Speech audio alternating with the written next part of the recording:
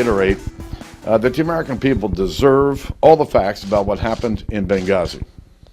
That's why it's so important for Secretary Clinton to turn over her personal server to a neutral third party.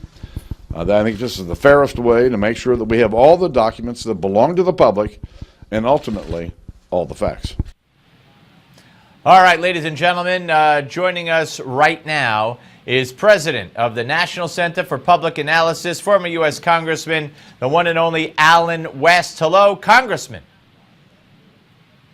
How you doing, Steve? Good to be with you again. Always love to talk to you, sir. All right, before we get to Hillary and her emails and the whole crazy situation, let's talk a little bit about good stuff, and that is really what turned into a landslide and an upset, too, which is kind of a rare combination. Sometimes there's an upset, sometimes there's a landslide, but Benjamin Netanyahu's party was supposed to get shellacked, and they wound up shellacking the Zionist Unity Party. Yeah, you're correct. I think the bottom line to everything that is happening in Israel, sure, there may be high housing prices and things of that nature, but let's say you fix all the housing prices. Let's say you do everything to lower the cost of living. You still live in a very bad neighborhood, and so the real cost of living that I think the Israeli people are concerned about were their own lives, and they want to have a strong, principled, resolute leader, and that's who they have in Prime Minister Benjamin Netanyahu, especially at a time when it seems that the leadership of the United States of America, this administration, is turning their back against Israel with the policies coming out.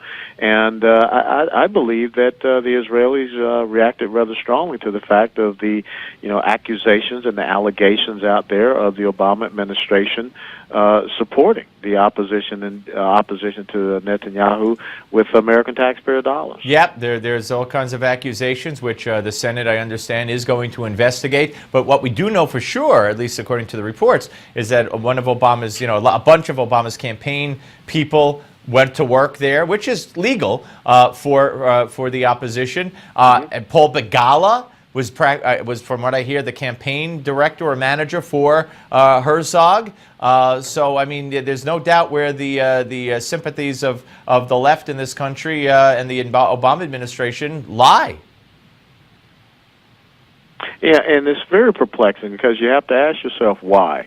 Especially when you realize this. The Obama administration that we now know through a memo from the Director of National Intelligence, James Clapper, they have removed Iran and Hezbollah off the terrorist list, but yet they were supporting the undermining of Prime Minister Netanyahu in his reelection bid. So I think that's the real question that we should be asking ourselves. Why would the Obama administration take this type of position now? Well, what, Alan? I mean, you're never afraid to call it like it is. When you look at what's going on, I mean, look at the whole Arab Spring under Obama. Look at Tunisia today. Look at the Libya.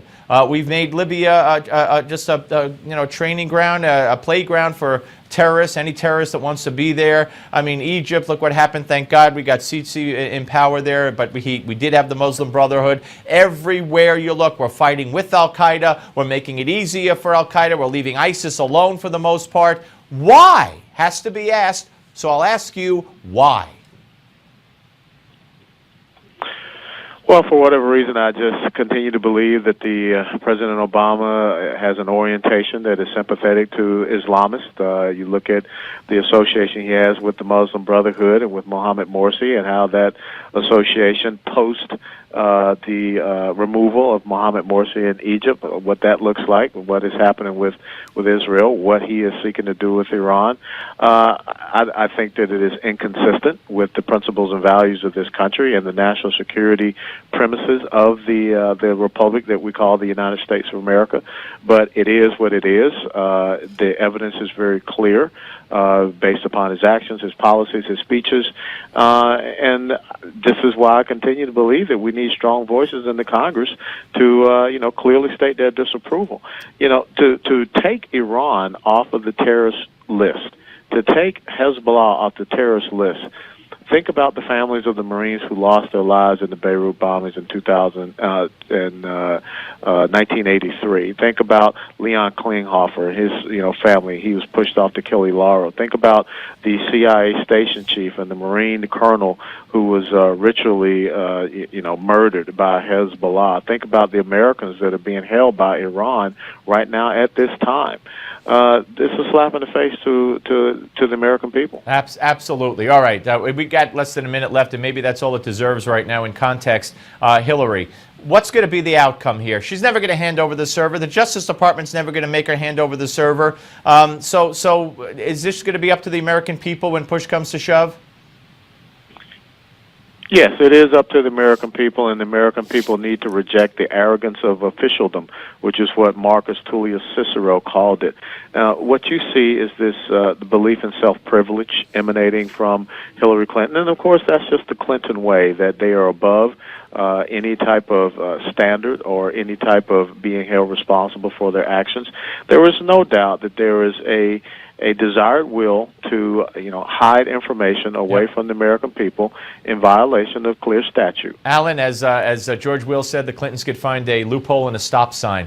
Thank you very much, sir. Always great to talk to you. It's a pleasure, Steve. Take care. Alan West, folks. Okay, up next, Rabbi Shmuley Boteach.